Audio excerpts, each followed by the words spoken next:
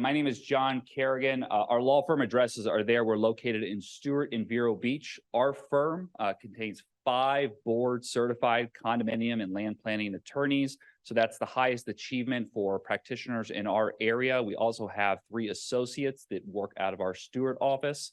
When you come aboard with a firm like our team, this is what we do.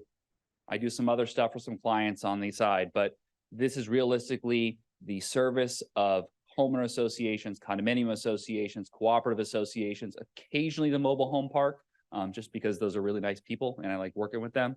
But find a practitioner that operates in that area. I do want to thank Brenda and Sarah. I really enjoy working with you and all the team members from Vesta. It's great to put a face to the name and come out today and get some knowledge pertaining to these matters. The Florida legislature was very, very busy in the upcoming year. They've made amendments that pertain generally to all associations. They've implemented statutory amendments that pertain particularly to condominium and cooperatives, what we know is the MERS milestone inspection report, Ensor structural integrity reserve study requirements, and they tweaked that. They also went ahead and made some amendments through a homeowner association bill of rights. There's also some ancillary legislation. So a lot to go through today. I've kind of broken it down in parts for you all, though. We'll talk about the HOA section, what's applicable to HOAs. We'll talk about the amendments to condominiums and cooperatives in those.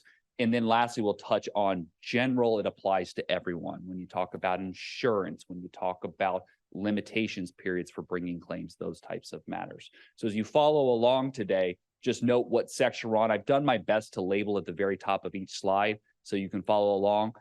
If it's an HOA stuff, good for you to know, but if you live in a condo, may not necessarily be applicable, but if you buy in your next home, certainly you may live in an HOA. So that being said, see if my clicker works here. Maybe I'll do this.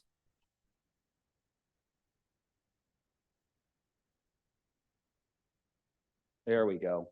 So let's talk about HOA updates. So HOAs are governed by your Declaration of Covenants and Restrictions. They are also dictated by Chapter 720 Florida statutes. 2 large pieces of legislation came through this year. The first one is House Bill 919. This is also known as the Homeowner Association Bill of Rights, and House Bill 437, which pertains to storage items and flags. Note on the Homeowner Association Bill of Rights, that does not become effective until October 1st. So just be aware of that. It's going to be here in a few days anyways, but it is not in place as we sit here today. I also see some individuals taking notes. Feel free to take notes all you want. A copy of this PowerPoint presentation at the very end, I'll give you an email address. Happy to provide it to you. It's educational. If you're on Zoom and you guys want it, if you want to share it with other board members, great. The more educated we can make our clients, the better they will be served. I will have work to do no matter what, so don't worry about me, but we want our clientele to be the most educated they possibly can. So let's talk about HB 919, the HOA Bill of Rights. First, board meeting notices. So notices of all HOA board meetings must now specifically identify all agenda items for meetings. The purpose of this statutory amendment was there were some HOAs, of course, none of Vesta clients and none of my clients would ever do this, right? But there were some that would say open meeting, establish quorum, proof of notice, new business, old business, adjourn. And members would get that, see that on the website, they would get the email notice, and they would have zero idea what was actually going to be discussed at the meeting that they should attend. So this statute was intended to curb that type of abuse. Certainly our recommendation is to have specific agenda items for items that will be taken up. If it's about the budget, we're going to talk about the budget. If it's about a new playground we're going to install, if it's regarding a zoning issue, if it's regarding an amendment or a variance to some lot for some ARC installation they want to go ahead and put in. Those types of items should be specifically identified. The association, the biggest complaint I ever hear is the board's not transparent. Posting the agenda in an accessible manner for your members to know what's going on at the HOA is the best way to build transparency and ensure that members that can show up at the annual meeting, they only show up once a year, right? You all are transparent. I don't like you, right? Well, we post every board meeting and has specific items as to what we're going to take on. We would like you to attend, and then we post the minutes, right? So you can see what was occurring. We're not hiding anything, guys. It's all up there, publicly accessible to the members. The second one, official records. HOA official records must include designated mailing addresses for all members, which by default is the parcel address unless the owner designates otherwise. This is a change. It used to be that you just had to identify the parcel address for the owner who owned the unit. You now have to put in their mailing address. So if they live off-site, have updated that with the association, that is now part of the official records and subject to a records inspection. Deposits. Another abuse that is attempting to be curbed here is the association requires a $500 deposit for ARC applications. Obviously, something that's well intended. If you're going to build a pool and you might damage the sidewalk, you might damage common irrigation, something like that, the association should have the money on hand to cover those costs. That's good. The problem is homeowners would complete the project. The association would take 50 days to go ahead and come out and inspect. The association would spend another 30 days going out to get bids. A year later, we're sitting here and the homeowner doesn't have their $500 back, or there's no claim on the $500 by the association. So realistically, what this does is say that, one, if we're going to collect money from you, we can't commingle that with the operating account funds. Number two, at any point in time, you have the ability as a homeowner to request an accounting be made. Where's my money? Where is it deposited? And the association has 7 days to go ahead and provide that accounting. And lastly, and most importantly, which I think will be most applicable to all of our clients, is you have 30 days from the completion of the project. When you're notified by the homeowner to come out, do your inspection, you either have to refund the money or make the claim on deposit for all or some of it to offset association damage. Fines. This is I've gotten a lot of questions from clients. What does this mean, right? The fine process has been tweaked, clarified, whatever verbiage you want to go ahead and use. It has not substantively been changed.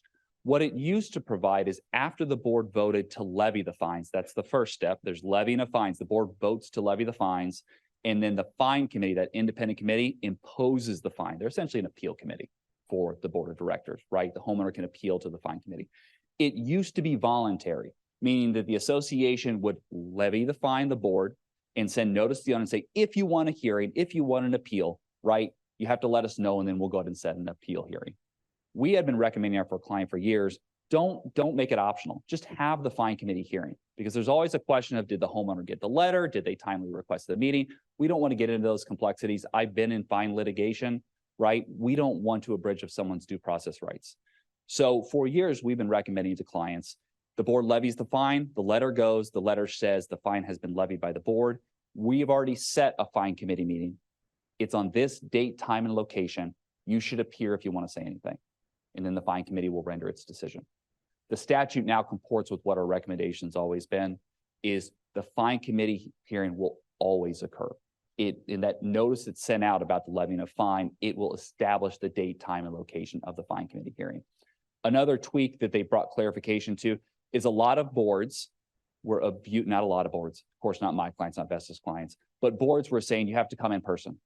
We will accept nothing. We will provide no convenience to the homeowner. Well, if you have a homeowner that's up north that hasn't cleaned their driveway and you levied a fine, what are they going to do? Fly down for a fine committee meeting?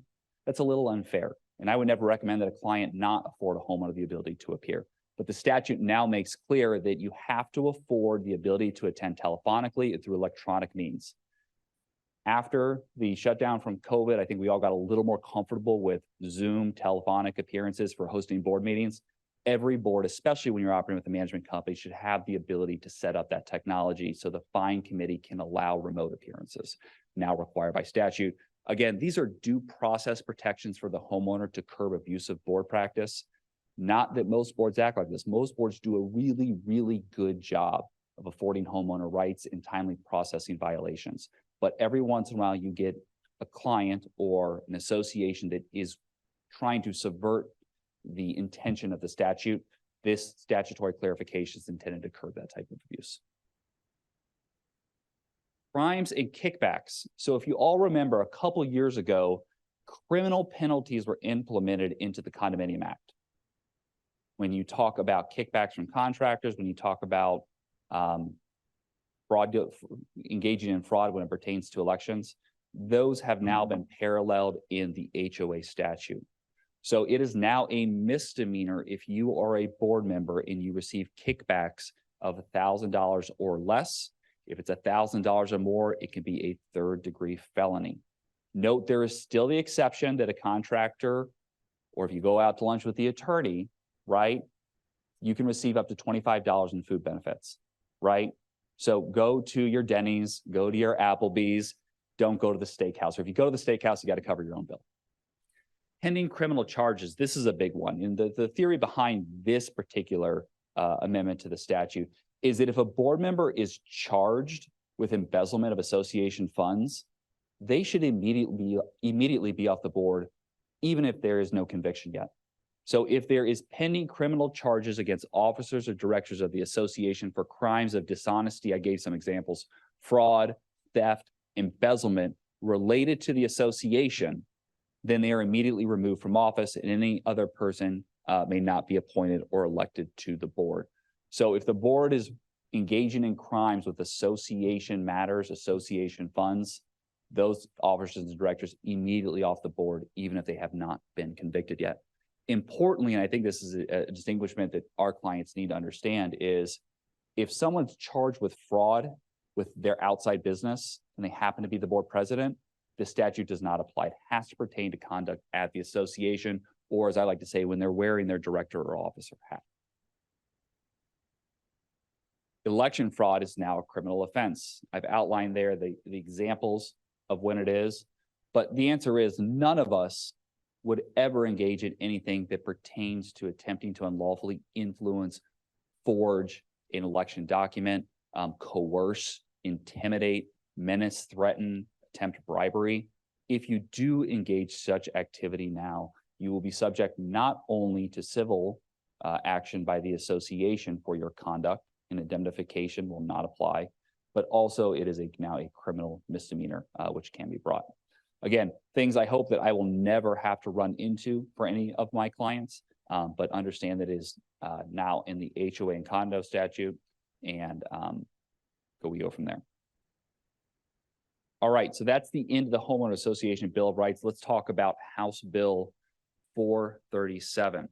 So it used to be that you could install the American flag. Now you have the right to install up to 2 statutorily permitted flags, and the association can't restrict your ability to go ahead and do that.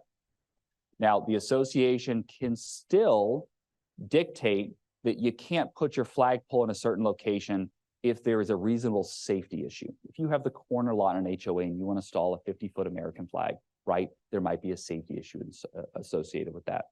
But as to a respectful display no larger than 4x6, that does not cause visual impairment or safety issues, you're allowed to have those. It is now the United States flag, the official flag of the state of Florida, armed forces flags, POW, MIA flags, and now this statutory amendment has added first responder flags.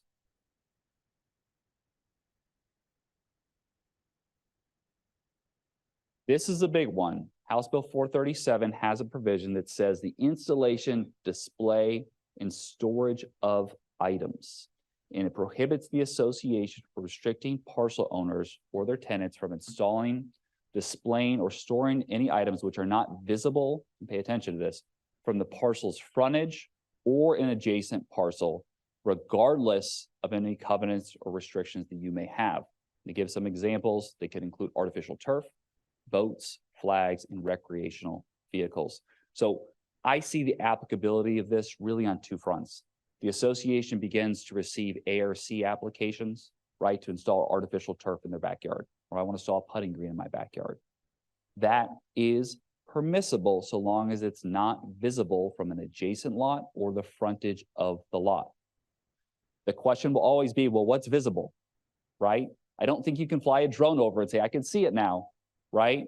But for most association single family lots, most things are still visible, even if they install it in their backyard. Now, if they put up giant hedges, if they're the configuration where at the end of a cul-de-sac, perhaps not. The recommendation we've been giving to clients on this is maintain the status quo. And if somebody raises it, oh no, I have the right to do that pursuant to this new statutory amendment, contact the attorney and walk through the steps on it. There's a lot of nuances of what means visible, what doesn't. There's some argument, there's no case law on point, but there's some argument that this may not be applicable to associations that don't have Kaufman language. right? Where the declaration says this declaration is subject to 720 as amended from time to time. These are all real nuanced things you need to talk about with legal counsel. Maintain the status quo. It also applies to people that want to store boats, RVs in the rear of their lot. Again, if they're not visible from the frontage or the side yard.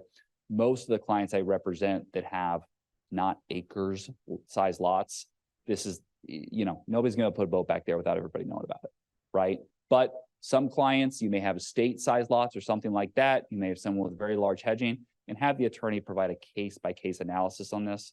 If you recall, 5-10 years ago, there was the implementation of energy saving devices. The association couldn't restrict the installation of those, solar panels, solar collectors, stuff like that.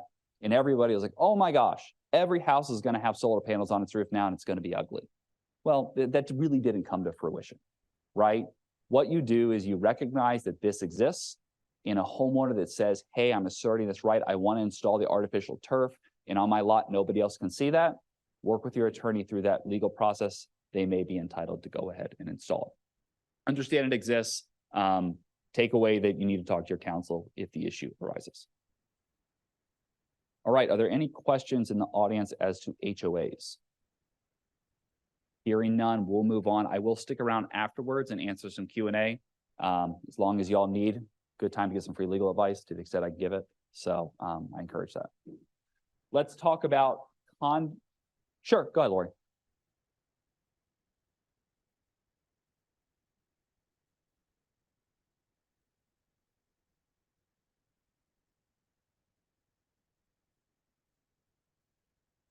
Yeah, so the question for everyone on Zoom is, when you talk about, you refer to as the compliance committee, but the fine committee, some clients call it the covenants committee, the enforcement committee, the independent appeals committee, that's the second part of the fine process. That's the question, right, Lori?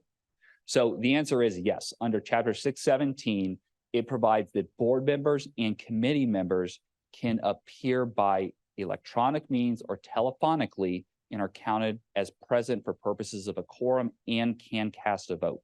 So that statutory amendment essentially says board members and committee members can already do this, but we also recognize that a homeowner should be afforded equal rights on that front. Importantly, the person that's appearing remotely has to be able to hear. You have to be able to hear them. I have a lot of clients that show up at a board meeting and pull out someone's iPhone. Maybe that works, maybe that doesn't in certain scenarios. If it's 300 people in a room, probably not going to work, right? So just think about that ahead of time when you're planning it, and especially for your property managers, the technology aspect of ensuring people are afforded their rights. Good question, Lori. Let's talk about condo and co-op updates. So I'm going to jump into the MERS and CSRS glitch bill. This is everybody knows about the Champlain Towers, the tragedy that happened in North Miami, the collapse of the building. Last year, there was what was referred to as Senate Bill 4D, which implemented certain requirements to ensure that every condominium or cooperative of 3 stories or higher, right? Understand you have to be 3 stories or higher, right? We have a snapshot of the condition today, and we're going to force you to put money in a piggy bank to be able to pay for repairs, right? Less than 3 stories, not applicable. But we'll talk about that and the adjustments to that Senate Bill 4D that are now in the 2023 legislative session. And then House Bill 437, just an acknowledgement as to Patriots Day, which was yesterday. So these are in black for everyone on Zoom. I put these in black so everyone understands when you go home and look at this, these are not legislative updates. This is a summarization of Senate Bill 4D from last year. But I just want to go over because some people may not be that familiar with it. The deadlines were so far out in 2024, 2025 that everybody was like, yeah, we know, but we don't have to worry about it for this budget year. But let's just refresh, right? So it's applicable to only condominiums and cooperatives of 3 stories or more as defined by the Florida Building Code. So a lot of clients, not a lot of clients, but some condominium associations have underground parking, right? Or the first level, if you're near the beach, is parking. And then there's residential above that. I don't know offhand whether the Florida Building Code defines that first floor is a level, but you should talk to your counsel about that. I haven't been asked to give a legal opinion on that. But the point being is you need to understand what's applicable and what's not. If you're 1 or 2 stories, don't worry about this part of the presentation. But If you're 3 or more, it's applicable to you. And then MERS and SIRS, I'll use that terminology. It's a mouthful to say milestone inspection report, structural integrity reserve study. But a milestone inspection report is a snapshot in time. What is the condition of the infrastructure, the building, the roofs, the walls, the windows, the floor today, right? What exists today? And then the structural integrity reserve study is taking the information of the condition today. How much money are we required statutorily to put away on an annual basis, reserves? Everybody knows what reserves are, right? To make sure that when items come due, when the roof has to be replaced, when there's a crack in the foundation, when the pool structure has a leak that may impact the habitability of the building, right? That there is money in place to make those repairs. The tragedy with Champlain Towers is that everybody, not everybody, the association's engineers and the association's board members knew of the infrastructure deficiencies. They could not get the membership or a loan to fund the repairs. And that inaction has resulted in the loss of lives of people. And so the goal of this legislation passed last year was to ensure that no association is ever put in that position again. So going back again, when you talk about the milestone inspection report implemented last year, you really look, and I had clients say, John, I can't find it in chapter 718. Well, the milestone inspection report is actually in chapter 553 Florida statute. So just know that, but this is the definition. It's a structural inspection of a building, including the inspection of the load-bearing walls and the primary structural members and primary structural system by a licensed architect or engineer authorized to practice in Florida. Determine really the safety of the building, including necessary maintenance, repair, replacement, structural components of the building. Again, a snapshot in time. What is the condition of our high-rise building as we sit here today? When you talk about the MERS, last year's legislation, there's a phase 1 inspection and there's a phase 2 inspection. A phase 1 inspection is a visual inspection by the architect or engineer. I've been to several of these. It is amazing the technology that they have.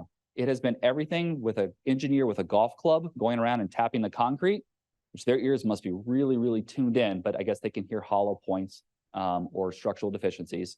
To we've had the people that have the rollers that literally scan and X-ray the structural components of the building. A lot of what we're seeing too is that these architects or engineers will take drones, especially on the high-rise buildings, because you can't really get on the outside, and they'll film everything for their protection and for your report to your members. So you can really see all aspects of the building. If you fails the wrong word, if there are deficiencies in the phase 1 inspection, the engineer can recommend what's called a phase 2 inspection, which is actual destructive testing. So if the engineer goes up and does the tap test or goes up in the drone and sees spalling on the outside of the building, it may require a cherry picker be put up or scaffolding be put up. And we actually dig into that and see, is it superficial, just on the outside, patch and paint, right? Or is this something that rebar is failing? And so now we need to go in and actually fix the structural elements of the building. Most clients have passed the phase 1 inspection, at least the ones that have gotten it done so far. I've had a few that have had phase 2. Understand though that there are 2 components. Obviously the phase 2, the goal of phase 1 is to verify what's good in any deficiencies. And the phase 2, because it's destructive testing more expensive, is to go ahead and focus on particular areas where there was a deficiency observed or may exist. As to the SIRS, so we take the MERS information and we input it into the SIRS, right? How do we save? Is a study of the reserve funds required for future major repairs and replacement of the common areas based on the visual inspection, that's the MERS of the common areas. And it goes on. The visual inspection of the portion of the SIRS must be performed by a licensed engineer architect. We'll talk about the glitch bill and how that pertained to that. The SIRS and the MERS are not interchangeable. And I'm trying to make that clear. The MERS provides information of which the SIRS can be based on. But when you all prepare budgets, you all know what a reserve schedule is, right? A reserve schedule says, here are the different components that we have to list. Here's the remaining useful life. Here's the cost of repair. Here's how much money we should put away this year, so that when we get to the end of useful life, there's enough money there. All the SIRS is a more intense version of that reserve schedule based on the 10 categories that are now required. Again, if you're three stories or higher. And lastly, let me just jump into this is a comparison.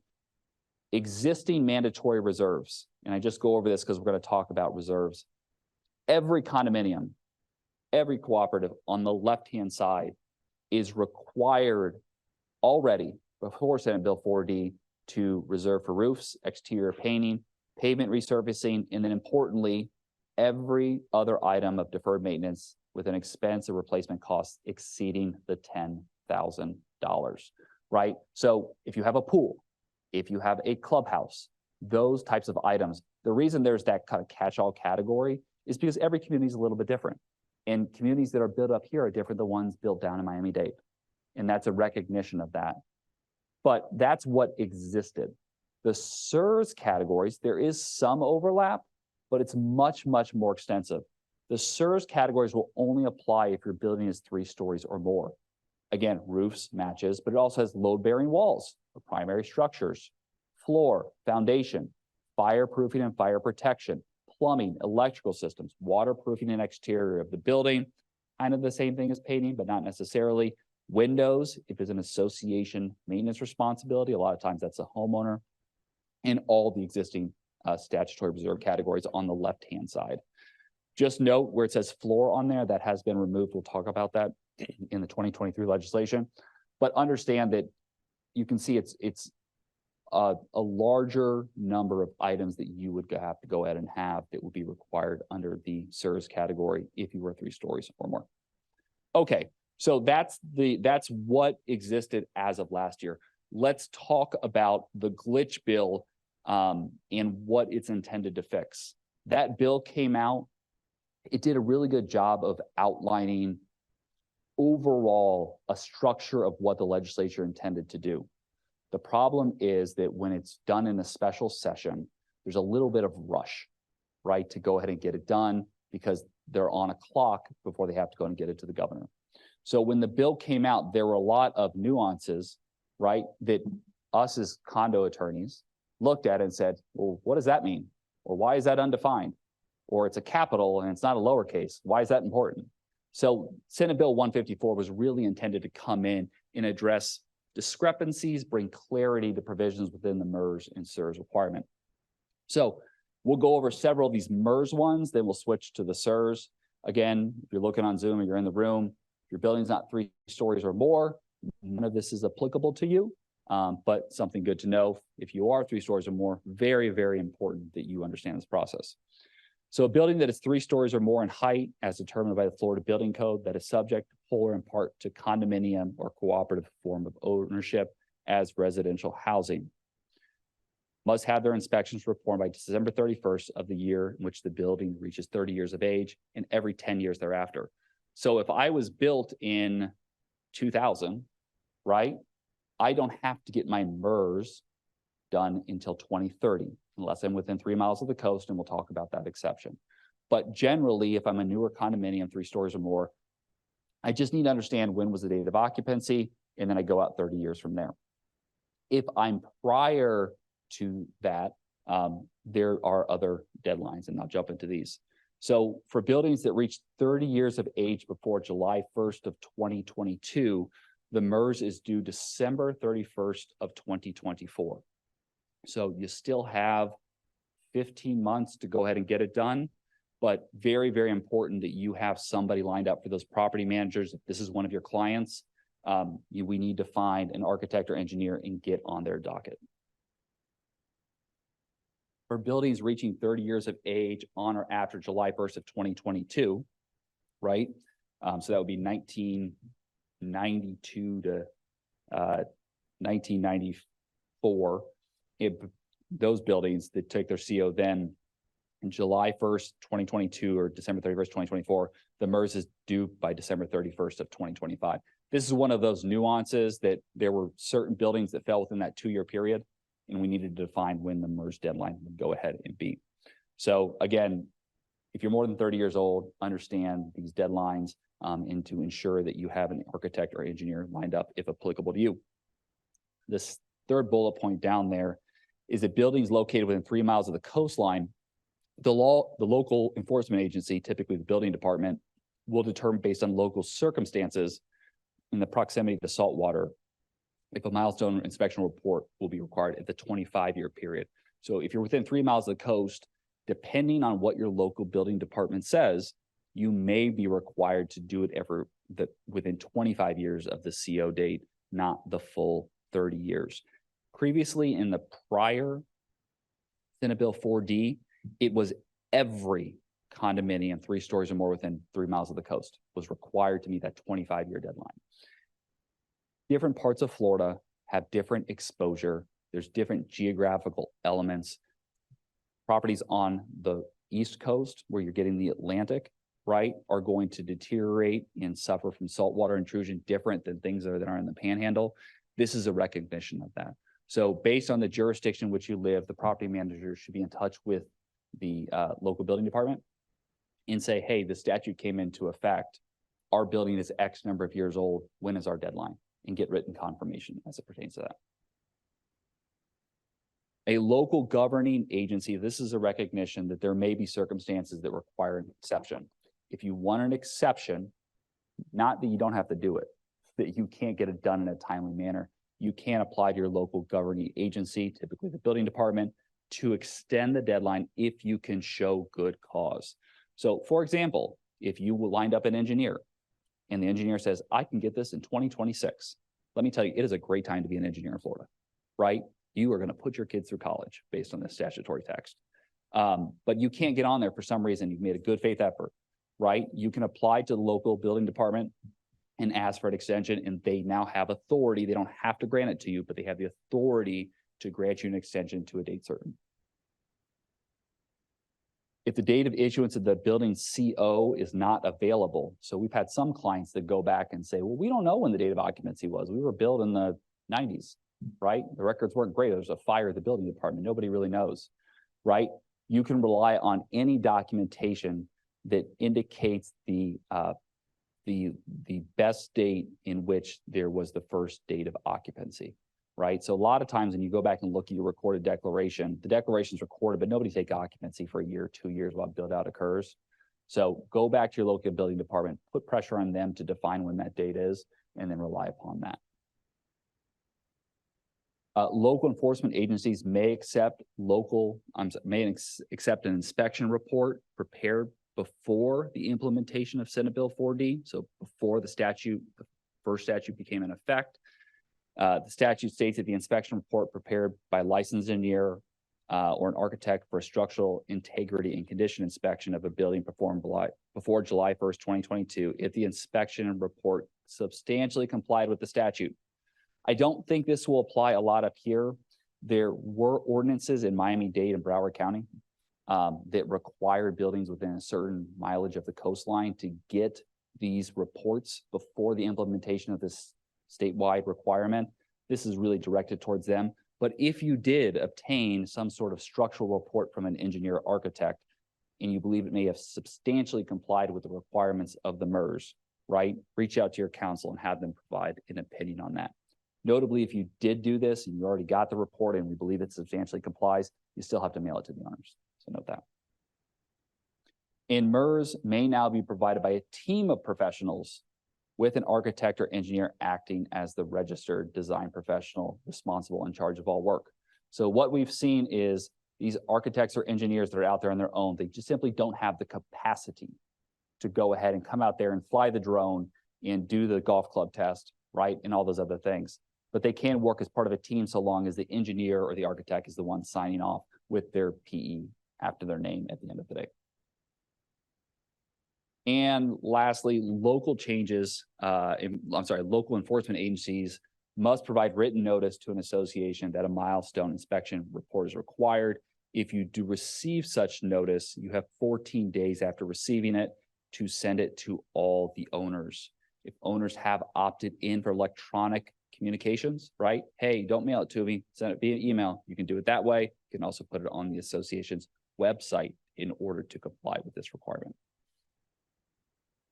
All right, and an association may use a milestone inspection completed for similar local requirements as the visual inspection as part of the SIRS.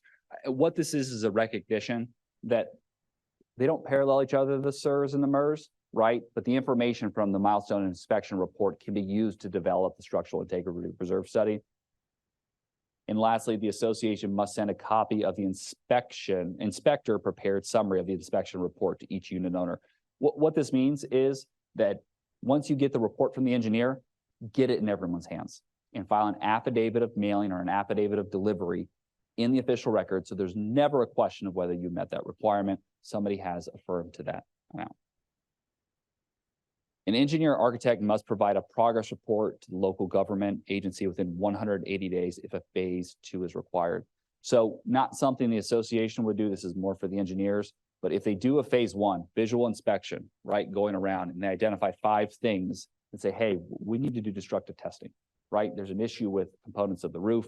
There's an issue with spalling on some balconies, stuff like that. We're going to do a phase 2. That engineer has to tell the local building department so they are aware of that opinion. All right, let's talk about SIRS. So we're shifting away from the snapshot, the milestone inspection report, to the structural integrity reserve study. You'll see on there the statutory site. Subsection 2F pertains to let's call them regular reserves, the mandatory reserves that have always been there: roofs, pavement, painting, anything in excess of $10,000. Subsection G is the SIRS requirement. That's those 10 additional components if you're over 3 stories. So 1, a SIRS must be completed by December 31st of 2024. This applies to all associations, even if you're not required to have a milestone inspection report yet. So very, very important that you're getting in touch with a local vendor who can provide that information to develop for the upcoming budgets.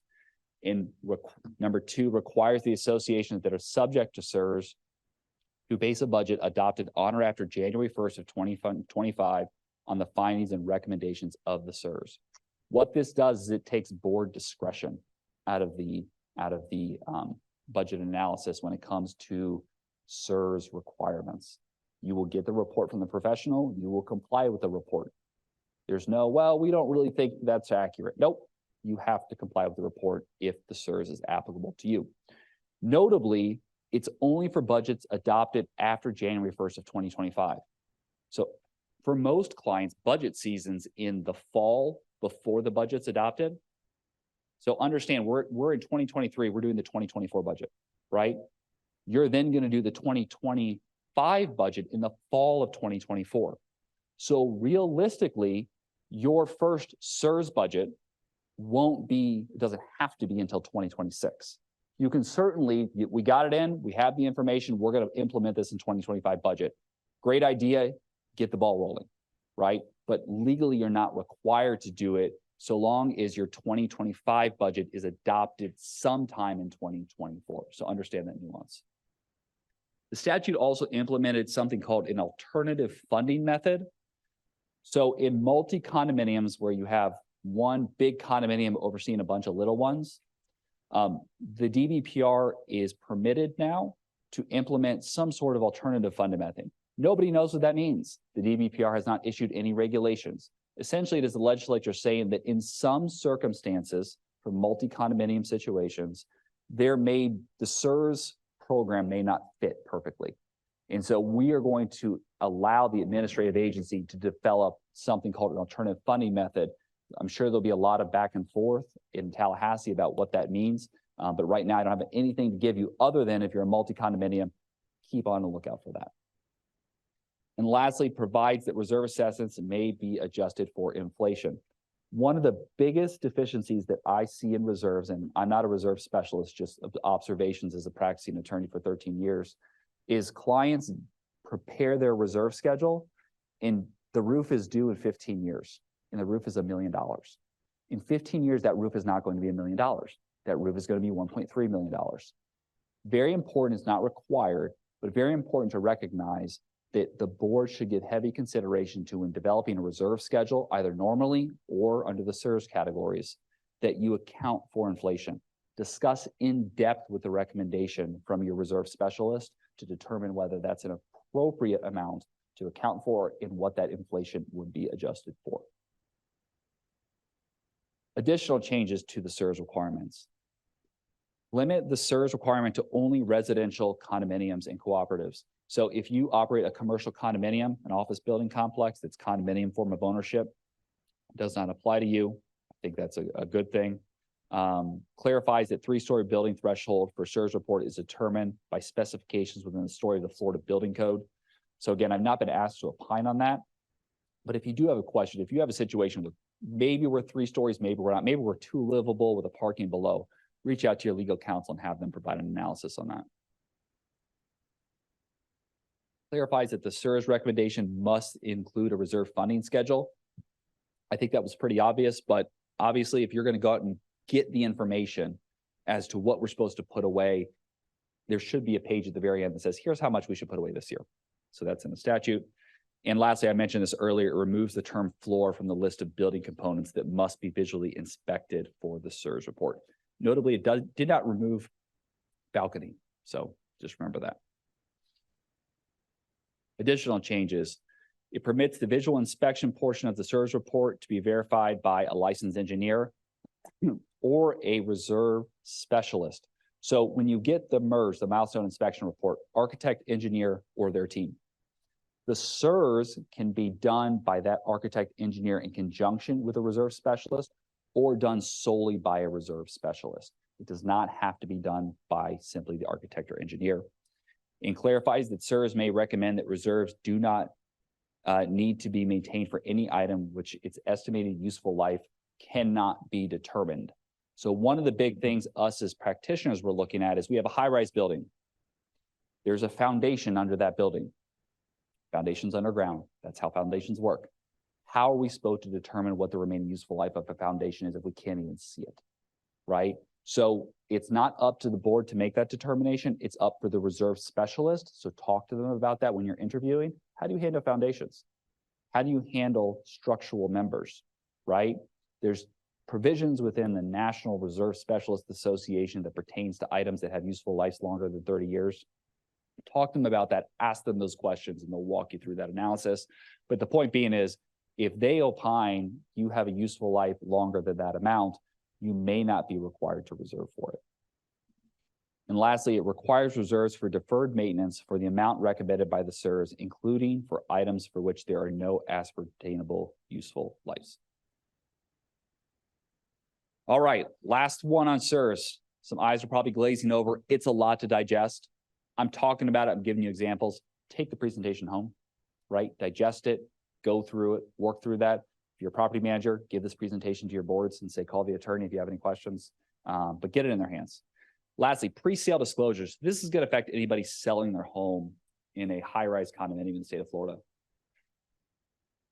Unit owners selling their property are required to furnish a copy of the MERS, the SERS, and notice that such reports may not have been completed within 15 days of executing a sales contract. So realtors, I know Cindy was in here earlier, probably very important. They're probably very concerned about this, that they meet their disclosure obligations. Not necessarily something the association has to worry about, but certainly if a buyer is coming into the community and they want to see a copy of the SERS or MERS, I would have zero hesitation in providing it to them so long as it's completed. I want everyone to have all the information. I don't want to influence that information. Here's the report. You have nothing to hide. All right, let's talk about waiving and partially funding reserves. Very, very important slide. I think all of you probably understand in the condominium cooperative context that when a board adopts its initial budget, let's work the 2024 budget, the initial budget it prepares has to have fully funded reserves based on a reserve schedule. Right? You can't say, well, the roof, we should be funding 5,000 per unit this year, but we're only going to fund 3,000. Nope, it's 5,000. It's a simple mathematical calculation.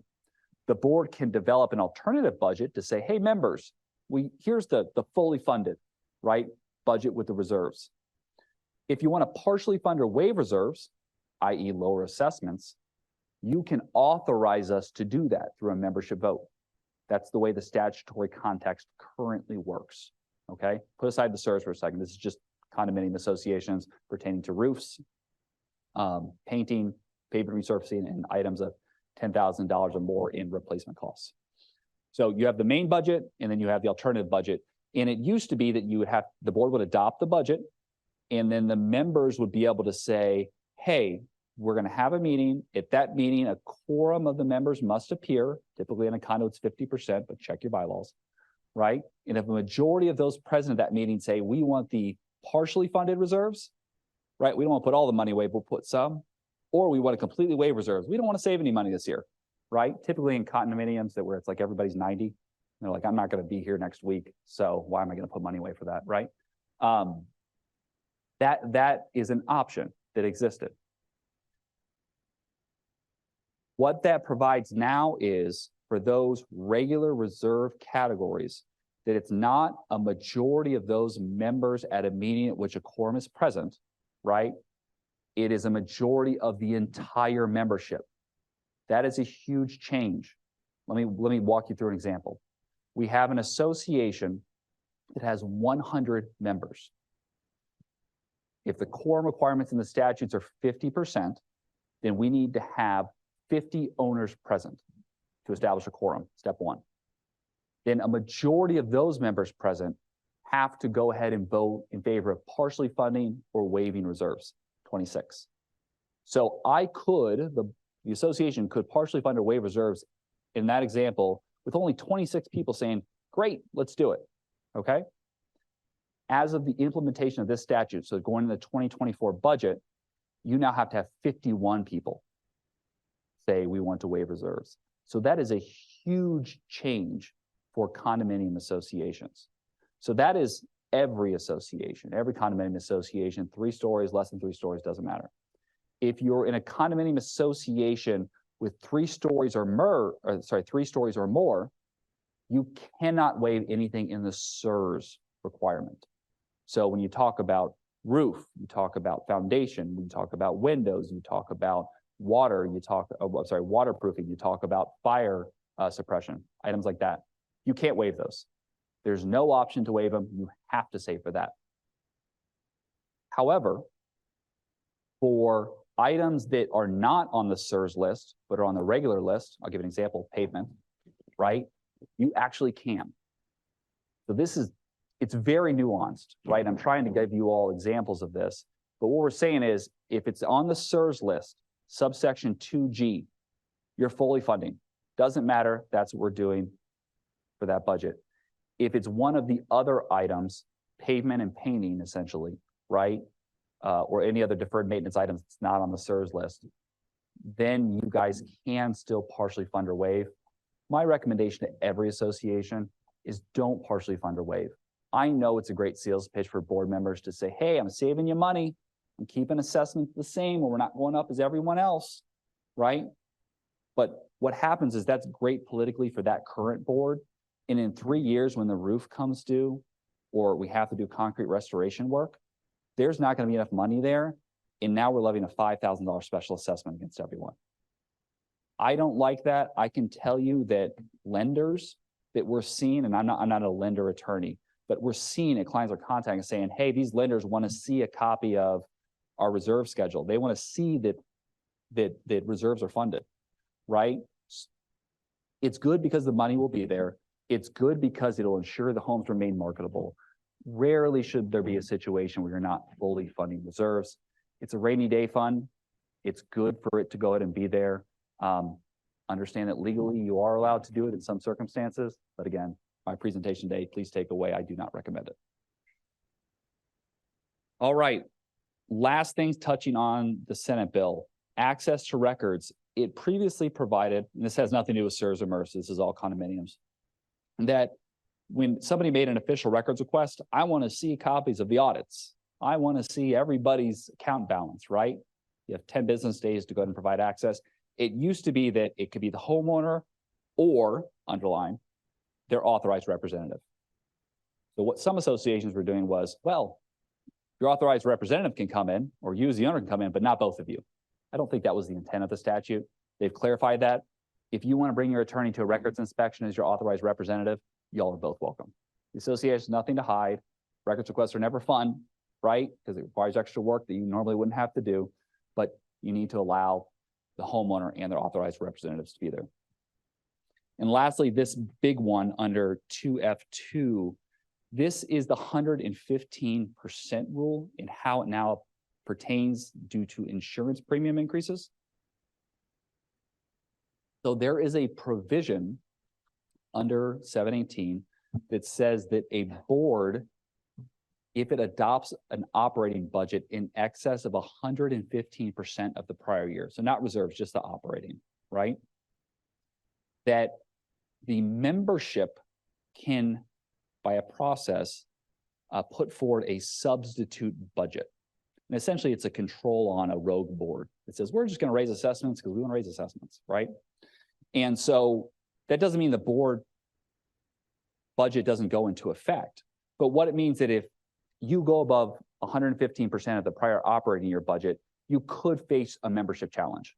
And if you do, call your attorney and work through that process, okay? So every client, every year, especially with inflation the past couple of years, their operating budget, I could tell you without a doubt, was 115% more, but not a penny more than the prior operating budget, with inflation being 9, 10% or whatever it was. One of the issues that put everyone over the 115% rule this current year was insurance premiums. And for those of you that live in a condominium, those managers that work with condominium associations, nobody expected the insurance premium increases that happened this year. It's going to put the affordability of condominiums out of the reach of many Americans by virtue of that. We were seeing, typically you would see 15 to 30% premium increases year over year. The board would budget for that. And then they would get the renewal notice and it was double. Or we can't even find coverage. We'll have to go to Citizens and they're going to charge whatever they want to. And you're sitting there in a operating shortfall because you don't have enough money to go ahead and pay for it. So one of the issues we ran into is when boards were adopting budgets, they were at 130, 150, 130%, 150% of prior year's operating budget because of insurance. Everything else was relatively the same, 3% increase, but the insurance was just, you got to cover the price, right? So what the statute has been amended to say is the 115% rule still is in effect, but when you're calculating whether you're jumping over that 115%, you do not count insurance premium increases. So I think that will help a lot of clients stay at that threshold and avoid a budget challenge. All right, House Bill 437 is just an amendment that adds Patriots Day, September 11th, to list of days when condominium unit owners may display an armed forces flag. All right, that is the end to the condominium and cooperative section. I will hop through some quick, applicable to all community association provisions. House Bill 837, Senate Bill 360, Senate Bill 2A, the insurance one, that was a lot in the news. And lastly, talking about golf carts, but on public roadways, importantly. So House Bill 837, this is good and bad for associations. It reduces the statute of limitations. An accident occurs, right? There's some damage to somebody in a slip and fall or water leaking through someone's unit into the units below. You used to have up to 4 years to file a lawsuit to recoup your damages. Judge, jury, they were negligent. They knew of it. It was foreseeable that if they didn't fix the leaky toilet, that it would leak down into my unit and cause me damage, right? Or there's a crack in the sidewalk, slip and fall, right? We've all seen those in our practice, right? It used to be 4 years, now it's only 2 years. So from the perspective of the association, those claims are going to get timely processed by, if a claim is going to be brought, it's going to be brought in a quicker manner. What we were seeing is there would be a slip and fall at the association. In 3 years and 640 days later, a process server would show up and serve them with a lawsuit. And it's a new assigned manager, right? It's a new board of directors. And they go, what is this about? We have no idea, right? It's now going to be 2 years. I don't know if it fixes that instance, but at least it'll be closer to when the incident actually occurred. Importantly, though, this also applies the other way, that if the association needs to bring a claim against a homeowner for negligence, right, or against a roof contractor for construction defects, those types of things, right, negligent construction, you now have 2 years to go ahead and do it. From my perspective, as legal counsel for associations, we don't wait around. But from your all's perspective, especially the managers, if we believe a client has a claim against somebody, that timely needs to be processed, analyzed, and determine whether we need to meet this 2 years statute of limitations. Limitations on construction defects. I mentioned earlier about negligent construction. There's also causes of action founded on design, planning, and construction improvements to the real property. And what it used to be is 4 years from the date that you either discovered the defect or you reasonably should have done so. Well, who knows when that's going to be, right? I mean, there's a defect in the ceiling. I didn't know about it 3 years from now. Oh yeah, I'm up there changing a light. Now I see it. Is that the date I discovered it? Should I have discovered it earlier? It was a very ambiguous term, right? This has been changed to bring more clarity to that. It's now 4 years from the date of the CO. So it's not when we knew or should have known. We look at the date of the CO, right, or the closeout of the permit with the building department, 4 years. So I think that brings a lot of clarity to the issue. Also, as it pertains to what's called the statute of repose, this is for hidden or latent defects, things that would not be discoverable, right? Some contractor put in the wrong rebar, right? The proper size rebar during the construction process, and it fails in 5 years. Well, that's outside the 4 years. Are we barred? Not necessarily, because it was a hidden or latent defect. It used to be 10 years. You had 10 years to bring those types of claims. It's now down to 7. Note that if you have a pending claim and you filed before July 1st of 2024, the new statutory limitations will not apply to you. So again, one of those things, if you believe you have a claim against somebody, talk to your legal counsel in a timely manner. Don't sit on it. Don't put it in the back burner. Talk to your counsel and get a legal opinion of when you have to file and have them conduct a pre-suit investigation. All right, insurance. This is the one that was pretty newsworthy. I'm going to, very extensive bill. I'm going to talk about the applicability of the provisions that pertain to our condominium HOA clients. Note that the claim filing deadline is reduced to 1 year for a new claim. It used to be 2 years and 18 months for a supplemental claim. So again, shortening, tightening the time period to go to make a claim. If we do have a hurricane, knock on wood, right, that we do not. But if we do, very, very important to get in contact with your insurance agent and legal counsel to make the claim in a timely manner. We do not want to put the association through inaction in peril of not being able to timely file that claim. The attorney fee provisions. This is a really, really big one. So it used to be that if you went ahead and sued your insurance company and you prevailed at the end of the day, you could get your legal fees back. One of the biggest complaints in this legislative session was it's the contingency fee attorneys driving up insurance premiums. At least that was the excuse given, right? Because they were taking these on contingency and suing and get $1 million payout, and they get 40% of that. So they get $400,000. So of course they're not going to settle claims, right? Because why would I settle a claim when I can push this to a trial and potentially get 30% of whatever the verdict is? That's been eliminated. So it is now you pay your own legal fee provision. That's the standard. Understand there's something in Florida statutes called a proposal for settlement. It's still a mechanic to invoke attorney's fees in these types of insurance claims that can be done. I'm not going to jump into the nuances of that, but essentially during the course of litigation, I can make a proposal to say, hey, I'll settle for this, right? Insurance company, I'll take $100,000 if you pay it today. If they refuse that, and then you get an award of 25% more than what your proposal was, so in that case, $125,000, you can get your fees back.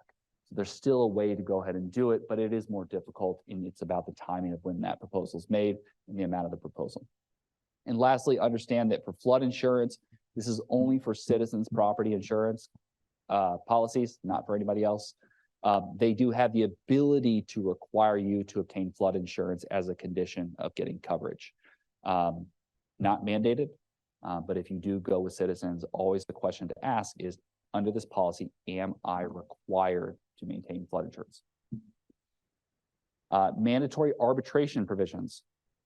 So it used to be prohibited that any insurance policy, it's a contract, right? You cannot have arbitration. You cannot have forced arbitration on homeowners. Now they are allowed to do it so long as they offer an alternative.